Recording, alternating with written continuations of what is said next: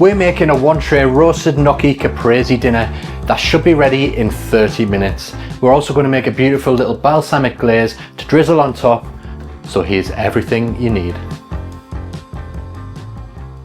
To begin, we're going to preheat the oven to 200 degrees Celsius fan, and then we're going to go ahead and drop our gnocchi straight into a pan of salted boiling water. This is 500 grams of gnocchi, and we just need to cook it for 3 to 4 minutes until it floats on the surface of the water. Then we're going to drain it, and then we'll drizzle it in a little bit of extra virgin olive oil and season with a touch of salt and pepper, then mix everything together until the gnocchi is fully coated. Next, we're going to take our gnocchi that's nicely coated in some olive oil and spread it out on a baking tray.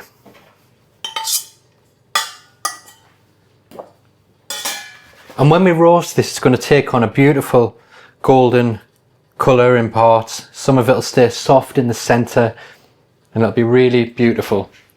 So next, I've got my tomatoes, and I'm going to dot these tomatoes around the tray. I've got cherry tomatoes that are on the vine, but you can use any cherry tomatoes that you've got. You can take them off the vine, leave them on, but I think the vine adds a lovely scent and flavour, so I'm going to leave them on. I'm just going to dot them in and around the tray, because as these roast, they will burst and release their natural sugars, and that will coat the gnocchi and create a lovely, almost gentle sauce to coat the final dish.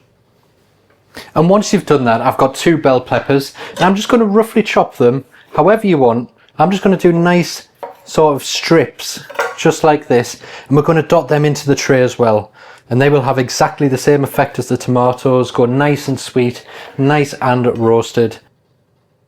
I know it's not classic in a caprese, but it does add a little bit more to this dish. With that done, I'll add a drizzle of extra virgin olive oil just to get some on the veg to help get it started when it's roasting in the oven. And of course, the extra virgin olive oil adds a lovely peppery, fruity flavour to it as well. Season with a little pinch of salt over the vegetables that we've just put on, and then tear up some fresh basil leaves and scatter them over.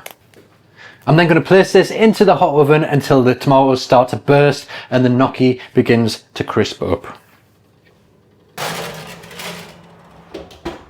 So while everything's roasting in the oven, we're going to make a really simple and quick balsamic glaze, and it couldn't be easier. We've got 120 millilitres of balsamic vinegar, and we're just going to place that into a saucepan. Then we'll put it over a high heat, bring it to a boil, and reduce it down to half the amount, or until it looks a nice glaze-like consistency. So it's been about 15 to 20 minutes, and as you can see, the tomatoes have burst and blistered and the gnocchi is starting to go a little bit golden in places. And there's one final step that we need to do. I've got 2 bowls of fresh mozzarella, and I'm just simply going to break it off in big chunks and dot it around the tray. And then we'll place it back into the oven for a further 5 minutes just to warm that mozzarella through and melt it slightly before we serve.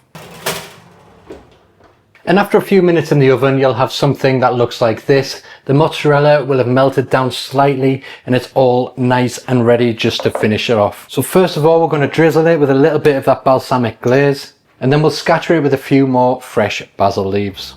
I would serve this in the tray in the centre of the table and let everyone dig in, or of course you could portion it up into bowls or plates. We cheated a little bit with this one. We used 2 pans as well as the 1 tray, but there's ways you can avoid that. If you use fresh gnocchi, you don't need to blanch it first, and if you don't want to make the balsamic glaze, you could just splash some balsamic vinegar over the stuff as it's roasting, and then you don't need to do that, or you can buy the balsamic glaze. Anyway, a very simple recipe, perfect for lunch or dinner. I hope you enjoy this one. Thanks for watching, and I'll see you in the next video.